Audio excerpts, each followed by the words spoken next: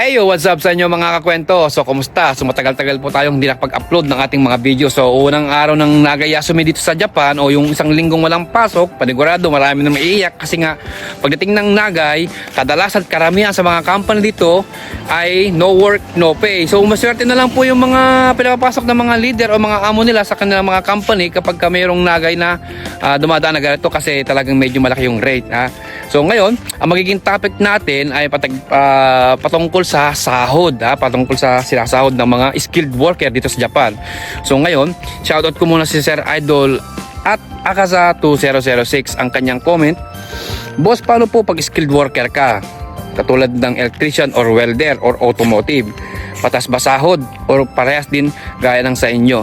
Ito mga kwento so paulit-ulit kong sinasabi ito na pag ang isang skilled worker pumasok dito sa Japan at ang pathway niya ay isang trainee visa man o SSW, nagkakatalo-talo kami o nagkakamalaki ang diferensya namin pagka yung company nyo ay nagpapa-OT ng isang oras o 2 oras kada araw, tapos pinapasok kayo ng Sabado, isa man o 2 beses man yan sa loob ng isang buwan, tapos meron kayong night differential o panggabi kayo, o kaya naman meron kayong holiday. Pagka yung mga kwento ay meron sa company ninyo o di kaya binibigyan kayo ng mga leader ninyo, sa loob ng isang buwan ay makukumpleto nyo yung 1 oras o 2 oras kada araw, tapos meron kayong isang Sabado o 2 Sabado, meron kayong tatawag na night differential, meron din kayong holiday, ay panigurado mga kakwento talagang medyo magiging paldo-paldo tayo pagdating ng sahod, kasi ang mga trainee visa o SSW pumipirma kadalasan yung basic namin ay halos pare-parehas lang naman, hindi kagaya ng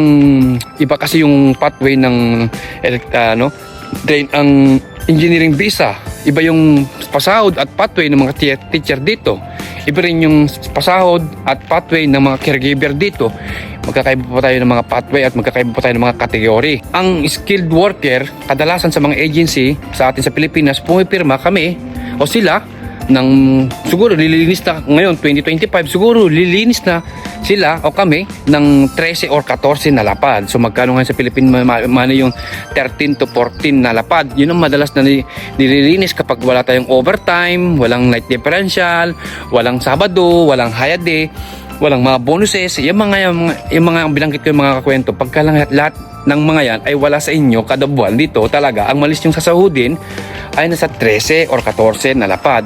Maswerte na po tayo kung tayo maka-14, kasi nga kadalasan talaga 13, yun lang po talagang sa tunay, 13 po talaga yung kadalasang sinasahod ng walang ka-OT-OT, walang Sabado, lahat wala. Ngayon, magkano ba sa Philippine money? Yung kanyo na lang, sabihin nyo na lang na 45 to 50,000. Yan po yung pwede nyo malinis na sahudin bilang isang trainee visa o SSW na skilled worker dito sa Japan. Wala akong special na para bang may mas mataas yung sahod ni Get ko kaysa akin, paras lang kami trainee visa. Hindi po. Lahat ng trainee visa, lahat ng SSW, pagka ang company nyo ay 1,000 ang per hour ninyo, lahat kayo 1,000 per hour ninyo. Magkakadepende po yan kung ang company nyo ay itinaas niyo yung rate ninyo. Kagaya sa amin, nung unang punta namin dito sa company namin ay almost 1,000 lang. Ngayon, after 3 years, itinaas na ng company namin yung rate namin na per hour na ginawa ng 1,150. Yun po yung nagiging diferensya. Hindi po pare-parehas. Kaya may misinterpret ng iba, bakit ganun kalaki yung sinasahod ng ganyan, di ba? Nagkakadiferensya po talaga yan sa company na binibigay ng pasahod at mga bonuses at overtime at night differential at holiday. Yan po yung mga yan. At ito pa isa, mga kwento, huwag nyo pong ipaparehas yung sahod ng isang skilled worker sa engineering visa, sa health worker at sa teacher. Yung sa engineering visa, mga kwento, talagang medyo masasabi kong mapapawaw din kayo sa sahod nila, at ganoon din sa mga teacher teacher na Pilipino dito sa Japan, talagang malaki. Sabi kong malaki talaga. Gusto ko papatok sila ng 150 hanggang 180k Philippine money, Yan po yung sinasahod ng mga yan. Kaya kung yun ang naririnig nyo, huwag nyo pong ipaparehas. Iba po yung pathway ng visa nila, iba yung kategorya nila sa kategorya ng skilled worker dito sa Japan. Kung yung ang naririnig yung ganong kalaki, huwag nyo ipaparehas, Uulitin ko, nagkakaroon ng diferensya o pagkakaiba-iba ang sinasahod ng mga skilled worker sa yung mga binanggit ko nga mga yon. At lalong-lalo na kapag ang company nyo ay nakapix yung sahod ninyo, at construction worker ka man, electrician ka man, machinist ka man, scaffolding ka man, spray painter ka man, welder ka man, pag kayo mga yan, ang sahod ninyo ay ginawang fixed monthly salary, so talagang kahit anong gawin ninyo na overtime na sipag, ang sasahodin nyo kada buwan, kung magkano pinirma nyo sa agency sa Pilipinas, na kontrata kada buwan, yun lang po yung pwede nyo sahodin. Hindi na hula lampas doon. Depende na lang kung ang company nyo magbibigay ng, o para magpapalibre ang bigas, libre yung mga ganyan-ganyan. Pero yung talagang malinis sa sahodin nyo ay nakapix, hanggang doon na lang po kayo. Ngayon, ang advantage naman na yun, pagka nakapix kayo, edi kahit pumasok kayo ng 3 beses o 4 na beses lang sa loob ng isang buwan, ay sa loob ng isang linggo, at sabihin nyo mag-undertime pa kayo, pero yung sahod nyo nakapix, babayaran pa rin ng buo ng mga company or kasya nyo yun, pinirmahan yung kontrata. Yun ang po yung maganda sa nakapix pagka halimbawa na taghina, at talagang mahaba yung pahinga, mahaba yung inyong itutulog Pero pagka taglakas naman, at kahit na pumapasok kayo ng Sabado o Linggo, tapos nag-OT kayo, yun lang yung sasahodin nyo. Hindi nila